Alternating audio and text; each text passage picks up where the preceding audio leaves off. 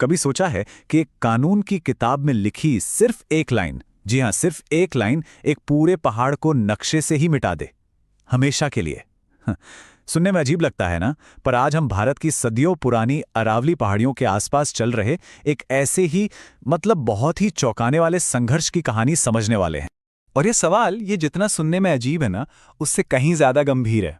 असल में यही आज की हमारी पूरी बातचीत का सेंटर पॉइंट है कि आखिर होता क्या है जब एक पहाड़ को बस एक परिभाषा बदलकर मिटा दिया जाता है। तो चलिए सबसे पहले इस कहानी की जड़ तक चलते हैं। वो कौन सा कानूनी बदलाव है, वो कौन सा नियम है जिसने इस पूरे विवाद को कह सकते हैं हवा दी है। देखिए, सुप्रीम कोर्ट ने एक नई कानूनी परिभाषा को मंजूरी दी है और ये बहुत सीधी सादी है। इसके मुताबिक अरावली पहाड़ी अब सिर्फ वही जमीन का हिस्सा है जिसकी ऊंचाई अपने आसपास की जमीन से 100 मीटर या उससे ज्यादा है। बस इतना ही, मतलब एक सीधी साफ तकनीकी लकीर खींच दी गई है। अब इस एक बदलाव का असर बहुत बहुत बड़ा है। देखिए, पहले क्या था, पूरी की पूरी अरावली रेंज को एक विशाल, एक पूरा इकोसिस्टम मानकर प्रोटेक्ट किया जाता था। लेकिन अब ये सुरक्षा का घेरा एकदम सिकुड़ गया है, सिर्फ उन पहाड़ियों तक जो 100 मीटर वाली शर्त पूरी करती हैं। और इसका नतीजा जमीन पर बिल्कुल साफ है। कई सारी निचली पहाड़ियां जो इस पूरे इकोसिस्टम के लिए आप कह लीजिए जान की तरह थीं, वो अब कानूनी सुरक्षा के दायरे से बाहर हो गए हैं। और इसका सीधा सा मतलब ये है कि अब वहां माइनिंग, कंस्ट्रक्शन और दूसरे डेवलपमेंट के कामों के लिए दरवाजे पूरी तरह से खुल गए हैं। लेकिन क्या इस कानूनी बदलाव को सबने चुपचाप मान लिया? जी नहीं, बिल्कुल नहीं। अब बात करते हैं उन आवाजों की जो इस फैसले के खिलाफ उठ रही हैं और कैसे ये एक बड़े आंदोलन की शक्ल ले रहा है। और ये लड़ाई किसी एक ग्रुप की नहीं है, यही इसकी खास बात है। इसमें पर्यावरण पर काम करने वाले एक्टिविस्ट हैं, सोशल ग्रुप्स हैं, वकील हैं, यहाँ तक कि गांव में रहने वाले लोग और स्थानीय आदिवासी समुदाय, सबके सब इस मुद्दे पर एक साथ आ गए हैं। मतलब ये एक बहुत ही मजबूत और बड़ा गठबंधन बन गया है। और ये विरोध, इसकी लहर पूरे उत्तर भारत में देखी जा सकती है। एक तरफ गुरुग्राम में लोग मंत्री के घर के बाहर शांति से प्रदर्शन कर रहे हैं, तो वहीं उदयपुर की सड़कों पर वकील मार्च निकाल रहे हैं। कई गांवों में लोगों ने एक दिन का सांकेतिक उपवास रखने का ऐलान किया है। और दक्षिणी राजस्थान में तो आदिवासी समुदायों ने अपनी इन पहाड़ियों की रक्षा करने की शपथ ली है। आदिवासी समुदाय के नेताओं के ये शब्द सुनिए, ये इस पूरी लड़ाई के दिल को छू जाते हैं। वो कहते हैं, ये पहाड़ियां हमारी पहचान है और हमारी रोजी रोटी के लिए जरूरी हैं। उनके लिए ये सिर्फ जमीन का कोई टुकड़ा नहीं है, ये उनकी संस्कृति, उनके वजूद का आधार है। लेकिन बात सिर्फ पहचान और लाइवलीहुड की नहीं है, ये लड़ाई उससे भी कई ज्यादा बड़ी है। दांव पर हमारा पर्यावरण लगा है और अगर इसे नहीं संभाला गया तो इसके नतीजे बहुत गंभीर हो सकते हैं।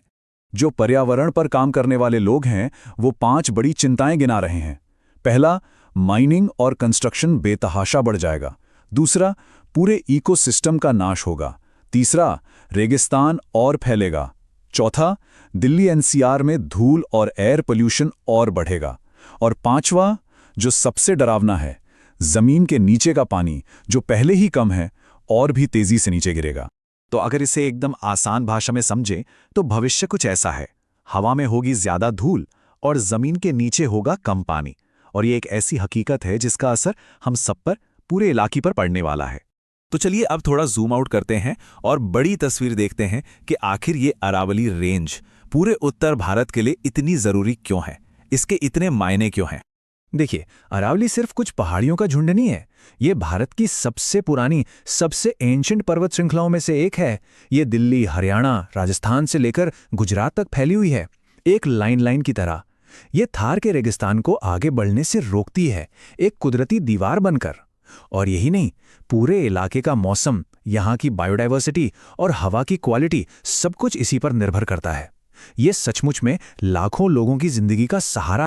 और अब ये आंदोलन सिर्फ जमीन तक ही सीमित नहीं है, ये अब राजनीति के गलियारों और सोशल मीडिया तक भी पहुंच गया है। राजस्थान की जो बड़ी बड़ी पॉलिटिकल पार्टीज हैं, वो इस फैसले के असर पर बहस कर रही हैं और सोशल मीडिया पर #SaveAravali जैसे हैशटैग ट्रेंड कर रहे हैं, जो सीधे सीधे पॉलिसी मेकर्स पर दबाव बना रहे हैं। तो अब सवाल ये उठता है कि आगे क्या? ये जो लोग प्रदर्शन कर रहे हैं, इनकी आखिर मेन डिमांड क्या है?